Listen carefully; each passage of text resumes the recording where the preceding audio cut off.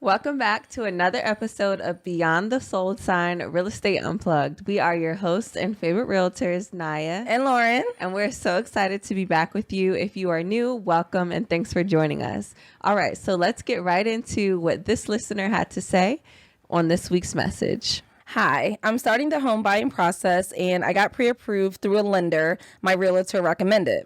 They were nice, but I also saw an online lender offering what looks like a lower rate. I don't want to mess up anything or make people upset. Am I allowed to talk to more than one lender before I buy? Question. Oh my gosh. And it's funny because that's like the number one thing we recommend when we first speak with people, especially like when we first do like our buyer consultation. It's like number one thing, you speak with the lender, but not just one. Don't put all your eggs in one basket. Definitely do more than one. But what do you think? I agree. And there might be times where, because we have a few partner lenders that we highly recommend and enjoy working with. So there might be a time where I'm like, wow, because of this person's background or, their communication style or like whatever it is, I'm like, oh, this person would be great for you. Or like we might have a lender that has a really great niche in something. I'm like, oh, my partner so-and-so would be great. So I really want you to talk to them. But, I'd also recommend talking to XYZ, or if there's somebody else that you wanted to explore too, definitely talk to them. But yeah, absolutely recommend and, encourage talking to more than one lender. Yeah. And like we have clients all the time who will come to us and say, hey, I'm with like Navy Federal, right? Like they're giving me a great rate. Great. We want to make sure, that you are well taken care of. And when we do recommend, and it should go for most realtors, but when we are recommending a lender, like Naya said, it's not just because we want you to work with our preferred partner. Right. They're a preferred partner for a reason. Like they had to gain our trust. Yeah. And the reason why they are a preferred partner or why we keep working with them is because they probably give us as least amount of issues as possible and they get us to the closing table on time. So it's like, hey, if this keeps happening, we're going to keep referring people to you. Right. And that's what we keep doing. And it tends to work out really well. But they also know and understand that they are not just going to be the only lender we refer people to. It just wouldn't be fair to our buyers just because every lender is different. They offer different programs. They offer different kinds of service. And I don't just mean like whether it's grants or I mean service like personality. Yep. Like how is your team? How are you going to communicate with the buyer? How are you going to communicate with us? Yes. Can we call you on how reachable are you? Thank you. Can we call you on a Saturday when our clients are not working, but we're working and we're showing them homes? Are you available to quickly send over a pre-approval letter? Now, we have learned, right? So I think we're pretty good at, if we know we're going out on a weekend, then we will send our lender a message maybe on Friday and say, hey, we're going out, shoot over a pre-approval letter. But that does not mean that you are not available on, the weekend. We want to make sure we can reach you. So I personally, I think you do too, highly recommend definitely a buyer speaking with more than one lender. And another thing I just want to point out is local lenders, right? So if you are buying a house and let's just say you moved here, right? You're relocating here to the area, to Maryland, and you don't really know anything about the lenders here, whether they're local, but you are in a competitive market. You're buying, it's over the summertime. So competition's crazy. So one thing that I think we may sometimes tell people to do is, hey, definitely get different quotes, different rates. But if you are going to put in an offer, especially in a very desirable community, I think going with a local lender that realtors know really helps get your offer accepted because they know that lender. Hopefully it's a good lender, but they know that lender and they're like, you know what, we know them. So we're going to go ahead and work with them. We're going to accept their offer instead of like, I don't want to just throw out any, random names, but let's just say like a Rocket Mortgage lender, right? Where sometimes you can't get in touch with them. Sometimes it's like a 9 to 5, Monday through Friday. And some agents don't want to work with a Rocket Mortgage. They want to work with someone that they can call up. It's local. They know the community. They know the area. They want to work with them. Now, let's say that happens, right? And the buyer agrees and says, okay, great. I'll work with a local lender. You do that. You get your offer accepted. Congratulations.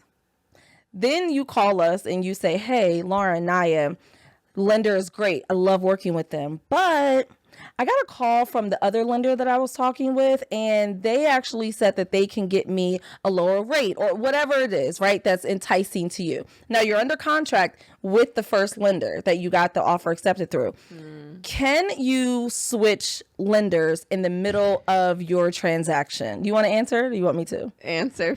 Yes, you can switch lenders in the middle of your transaction. Absolutely. So if you're thinking, man, I really need to make this decision before I submit an offer, you really don't. You don't. You can just say, hey, I'm going to go with this lender.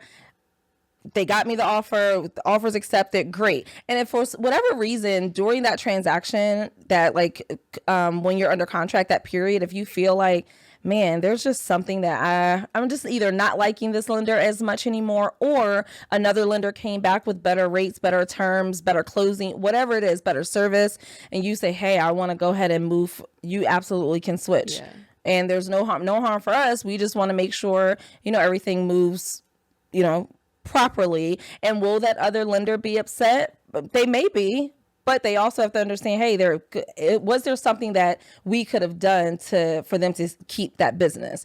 So I don't want to put lenders against each other, especially if that lender got you the house and then you have another lender that's coming in saying, oh, well, we can offer you such a good rate or whatever. I don't know. I feel like it's difficult, but either way, you can definitely switch in the middle of your transaction. Yeah. So I know some lenders are like, oh, I don't want that to happen, but it happens, unfortunately. But I would definitely say to go for as many as you can. Go ahead. No, I think you were going to say it's not going to count as like 5 dings on your credit report within that 30 days. So if you are shopping within the first 30 days of like your first credit check with one lender, it's not going to count as like multiple inquiries, and they can see that you are shopping for the same thing, a mortgage. Yeah. So use that time period wisely to talk to 2 to 3. Now, I don't think you need to talk to 5. Yeah. I would keep it, around 3, because then you're overwhelmed with numbers and options, and at some point it all does boil down to the same few things. So I think 3 is fair enough. No, I agree. And because it's like shopping, when you go shop like for a car, right, and you go into the dealership and they run your credit and they run your information, they're pulling like a bunch of different in a really quick amount of time, right, which is a little different. They're pulling just to see, okay, which like loans work best for you, right? So it's like, okay, you pick those, and what do you call it? Car salesman person comes back and says, hey, this is the one that worked best for you because of the loan, right? But they probably ran your stuff. They probably went through maybe 4 to 5 different people just to see which bank worked best, right? With the mortgage, you're going to have to do that process, right? Like there, you submit all your information online, whatever, they run it, and then they pick who, then you choose who you want to work with. But I think 2 or 3 is a good standard, I think, personally. So absolutely. Yeah. So I think you should know, as a buyer, you have plenty options. Do you have any other notes about types of lenders? Oh, what do you mean by types of lenders? So I was just thinking. So you mentioned like, okay, local, local to Maryland, or, DMV or wherever locality that you're in. We mean like a local private branch. And then there's banks. So it might be, Navy Federal. It might be Wells Fargo, whoever your bank is, they may have some mortgage options for you. But then there's also now newly more current, I guess. Like online. I do see that. So we talked about like Rocket Mortgage, but there's like just even more like online type of lenders now.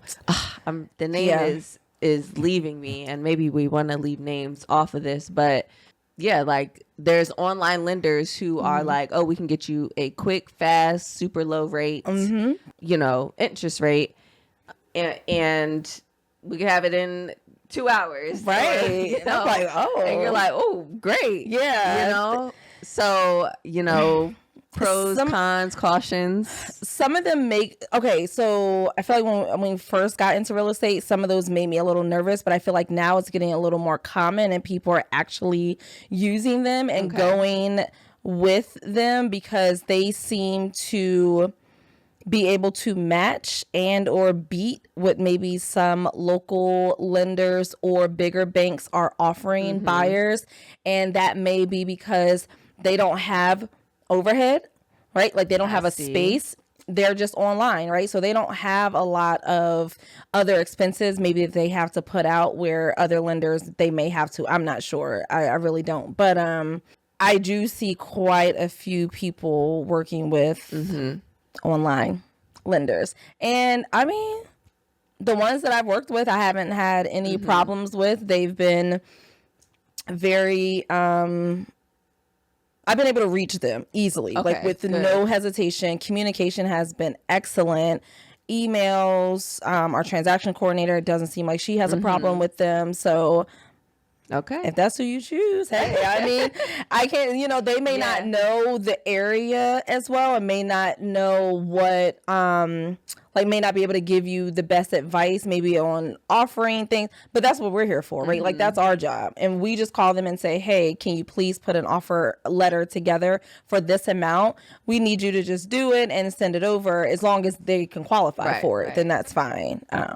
But yeah, have you had anyone use? I haven't. You haven't? No. You will. You definitely will soon. We've been, keeping it local. Oh, yeah. But, times are quickly changing and evolving. So, I guess it is something that might be beneficial. So maybe you do one bank, one local lender, one like all online tech lender, and weigh your options. Yeah, that's, I feel like good three. Yeah, I feel like that would be perfect. So know that you have options to answer this question. No, you don't have to use the lender that your realtor suggested. I would certainly encourage you still looking into that lender though, because your realtor probably suggested them for a reason. But you are absolutely encouraged to look at other lenders too and choose the one at the end of the day that works best for you. Yeah, I agree.